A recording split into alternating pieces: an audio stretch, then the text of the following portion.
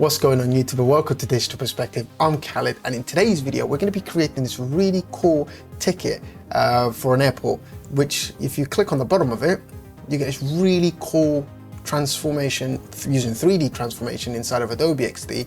If we click on it, it hides away.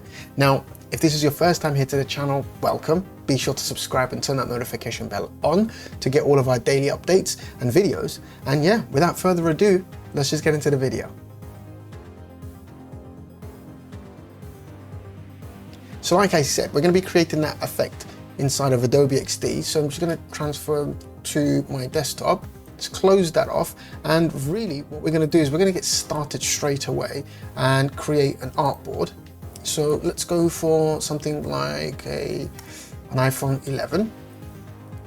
And really it's what we start to do first is we're going to start building out our main part of the app. So I've just created a rectangle and I'm just going to stretch it out. I'm going to corner the corners here by dragging the little icon there to about 40 and remove the border. Let's double click on the artboard name here and we're just going to call this start. So we know that this is the start of our artboard. Click on the blue, click on the white, and we're going to give it that blue that we had in the other one. So let's click on the last color at the bottom. Go ahead and select a nice blue there, probably about there. Click on the white, and then we want to do a slightly lighter blue towards the top. Perfect. Now, the next thing we want to do is we want to actually build out the ticket itself. So I'm going to go ahead again and grab a rectangle. I'm going to draw out a really long box here. Again, I'm going to turn off the borders. And then I'm going to corner these again to about, let's say 30. Actually 30 might be a bit too much. Let's go to 20. Perfect. And what we're going to do first is we're going to actually start populating the ticket itself, right? So I'm going to go grab my text tool and I'm going to put here, the first thing we had originally was the destinations and the departure, right? So we say New York. I'm just going to leave it at the same font. You can use whatever font you want, but what I'm going to do is I'm going to minus the letter spacing just a little bit so that the text actually sticks a little bit together. I'm going to duplicate that, and then I'm just going to use the acronyms JFK for the airport.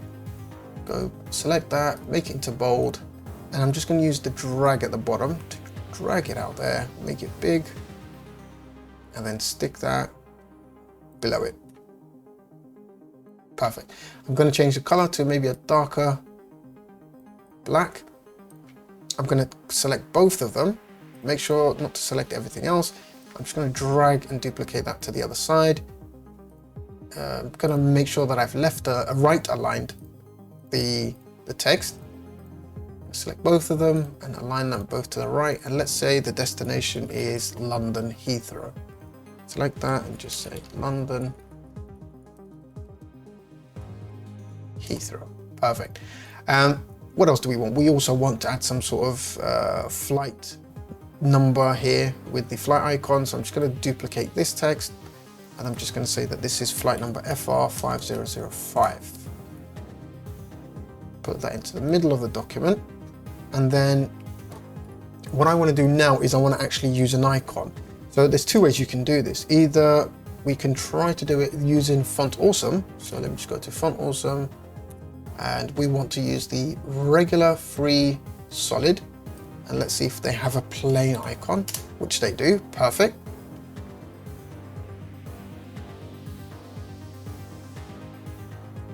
Stick that in the middle. I'm going to change the color a little bit. I'm just going to make it like a tad hint of blue. So about there. I'm going to also hit the plus button so that I can actually keep the color there so that in case I want to use it again later on. And I'm just going to do the same thing here. Just maybe make it, see what it looks. Yeah, but let's make it the same color. Perfect. So we've kind of got the beginning bits of the ticket. So now what we want to do, maybe drag that out a little bit further to the edge. Perfect. So now let's add some more information about the ticket itself. So let's say the departure And then what I want to do is I want to drag that down is, let's say, at 350, right? I'm going to make that a little bit bigger since it's slightly more important information. I want to turn that into a slightly darker color as well. You push it up a little bit, drag it into the middle, and what I'm going to do, we'll add another piece of information, which is, let's say that the gate closes at, let's say, 3 o'clock. I want to centralize the alignment for them both so that they stick in the middle, and we'll do one more towards the edge. Make sure it's aligned to the side of where the heat throw is, left align that, and right align, I should say. And let's just say that this one is more about the date of the flight. So today's date, let's say it's the 3rd of Jan, right? Perfect. So now that we have the top portion of the ticket, what I want to do is I want to separate them. I want to give this like a nice little effect that I'm going to do here, which is I'm going to grab a circle while holding the Alt and Shift key. I want to basically extend it so that it comes out from the middle. Put it about there. And it doesn't matter what color it is, but just to see it, I'm just going to turn it into a gray. I'm going to copy, Alt drag that to the other side. And once that's done, I want to select both circles and I want to merge them. Now, the reason I merge them is because I want to basically cut out that shape from the bigger white shape at the back here. So then I'm going to click the white shape. So remember, select the gray first and then select the white after that. And on the right hand side, you can see the subtract, and you just want to click on that. And it does this lovely effect for you there. The great thing is that it's not permanent. So if I want to move them, I can move them later on. So that's the great thing about making sure that your artwork isn't destructive in that sense. I want to draw a line. I want to add some dashes to about 5 dashes. And I'll turn the opacity down to about 50%. 50%, perfect. And now we want to add some more information. These are a little bit more of a detailed information. So for example, this is the, let's say it's a passenger name. And let's say it's John Smith who's traveling. But I want to make John Smith's name a little bit bold, since that's going to be one of the most important information people are going to want to look at straight away, kind of thing. Second thing we want to do is we want to copy and drag that out. I want to left align that and right justify, and drag it out to the edge so that it's all aligned to this side. And this is going to be John's seat number. And let's say John is seated at number 27B. But I want to make this quite big so that it does stand out a little bit more.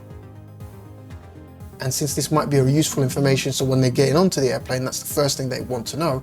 So in terms of hierarchy of information, I think this is very important. So I'm not only going to make it big, but I'm also going to change the color so that when they open the app, the first thing that they see is their seat number, which is very important. And I'm going to continue on the right hand side here, and I'm just going to add some other pieces of information. So for example, we'll add the booking reference, and let's just make that up. Let's just say it's FR55s, whatever, right? Select them both, drag it down again, and let's say we want to add the priority, if I can spell. And this is the priority, basically what he's in. So this is a business class ticket. Drag it down so that you have the same amount of space on each side. And let's say this one is the boarding. And let's say he is boarding from the front. Drag it down again until you see that pink line, just to know that it's, you know, there's the same amount of spacing. And let's say boarding order. And let's say John gets to be the first to board. Once we've done that, we want to add maybe some other useful information. So like, for example, we can add a giant QR code here. And where is it? Let me go to Google. And we're just literally going to type in here, QR code, right? Obviously this is purely just for visualization, so we can use any QR code, but ideally you want to have the same QR code at that point. This will be the QR code that's generated. Just want to find a JPEG QR code so that I can, let's try that. Perfect, drag and drop that. You know, it's a bit of a different shape, so I'm going to size that down a little bit. Perfect. And then we can stretch that to about there. Now, once that's done, I'm pretty much sure I'm happy with the information. I don't quite like that QR code, to be honest. So what I'm going to do is I'm going to make sure that this is a perfect square. So I'm going to make sure it's 180 by 180. I'm going to go back to my Google, and then I'm going to grab a shape which is more square, stretch that out. There we go. So I'm happier with that. Oh, seems like we've lost our seat number, which is weird. So let's try that again. 27B. Not sure when. Not sure when I remove that, but never mind. There we go. It's always back. These are a little bit too big for me, I think, in terms of font size. So what I'm going to do is I'm going to size them down a little bit. There you go. So I just want it to be that, so that it kind of finishes around the same area as the QR code. I'm just going to make sure everything is just realigned correctly again. Just right align that. Perfect. Much better. Okay, so now that we've noticed that the actual ticket thing, it's a bit way too big, so I'm just going to size that down. And you can see here how the ticket thing has, the punch holes have gone up. So again, like I said about the whole working non-destructively, is that we can go in, press enter, and double click on that. Now this has also lost its shape. It's no longer a perfect circle. So it's going to stretch that out a little bit and then push it back down to about there. Perfect. Okay, so now let's make the interactive element, which is going to be our circle.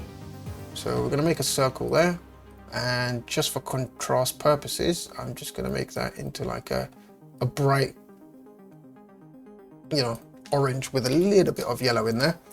And let's go get a text box in there and say chevron up.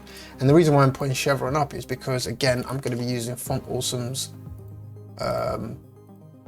icon, so that it just generates the icon for me quickly. Perfect.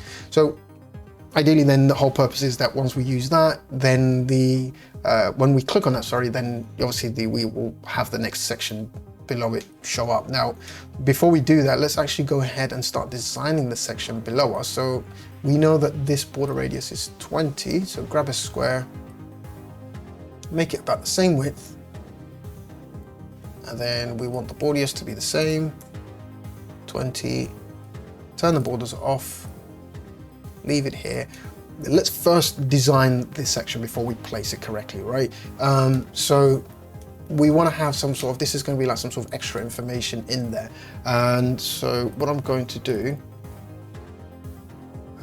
is I'm just going to be bringing in the icons that I was using just to save some time. And we're just going to position them here. I'm probably going to take that text. So I'm going to copy that text there, bring it here, because I want to keep the same amount, the same font size for everything consistent.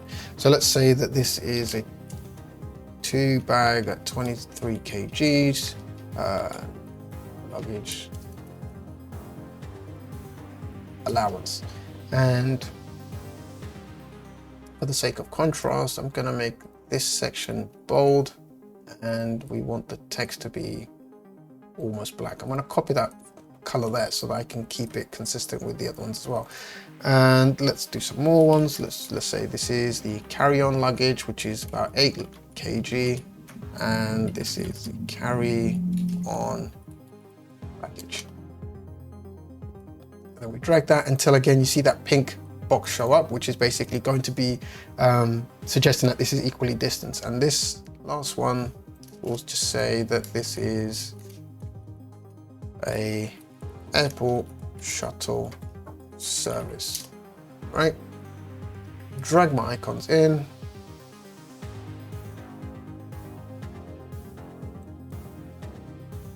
Right, make sure my icons are all center aligned to each other. Perfect. And I'm going to get the line tool and I'm going to drag a line across the whole width, and this is going to be used as our splitter. And then I'm going to duplicate that. Perfect. So then what we want to do now is we want to select everything inside the white box, drag it up, and then we can just readjust the height of our box. I mean, sometimes you might want to add more information in there, you know, it's up to you, but for the sake of this 3 is all I want to do. So what I'm doing now is I'm selecting it all and I'm grouping it. So now that this is all one group. So now I can place this wherever I want. I'm going to right click that. And essentially I want to send it backwards. So now it's sent to the back, but I can't see it. So I'm just going to push it up 1 so that the rectangle or the main shape is below it. Now that that's done, we've pretty much got the whole thing set up as we need. So now all we need to do now is really work on the animation. So since this is our start, I'm going to duplicate it and then just say this is the end. Oh, got my capitals on. Correct that. Perfect. And so now we know that this is the end target. For the end target, I want this to rotate so that we know the animation has happened. For this, what I want to do is I want to do a few things. So the first thing I want to do is, in fact, actually, one thing we forgot to do is everything's still not grouped correctly. So let's go ahead and delete the artwork, select everything inside the top half, and we want to group that. So that in our layers panel, we'll call this top half, and then we know that this is the bottom half. Oh, we've got our 27 there anyway. So we've got top half, bottom half, and this is the bone shape, let's say, right? So let's do it again, duplicate that, call this end, and then we want to go ahead and just make some amendments to the last one, which is I want to rotate the chevron to face down, and then we can do whatever animation we want at the beginning state. So what's my initial state? The initial state is I want this to be in the middle, which is where you see that line that just happened there. That's telling me that this is now in the middle shape. Now, if I select the bottom section, and on the right hand side, you can see that there's a 3D transform tool. I'm going to click on that, and I want it to transform from here. I don't want it to be 90 degrees as you see there. I want it to be just before or beyond 90 degrees. So let's say 100 degrees. And then I want to size it down so that you see the edges here are inside the edges there, right? And I want to push it up, and then I want to turn the opacity to 0. And that what essentially does is if I go to prototype now, double click in it so that I select the yellow circle, go into the second artboard. I want it to tap. I don't want it to transition. I want it to auto animate, and I want it to snap, which is one of my favorite ones. And I want it to do about, let's say 1.2 seconds. All right, and that's it. So then the same thing, if I double click inside that to select the orange circle and then just drag the trigger line back. Now it remembers the previous actions that I did, so I don't need to change anything. And really that's it. So if I go back now and say, this is my home, I click play. Let me drag in the artboard here.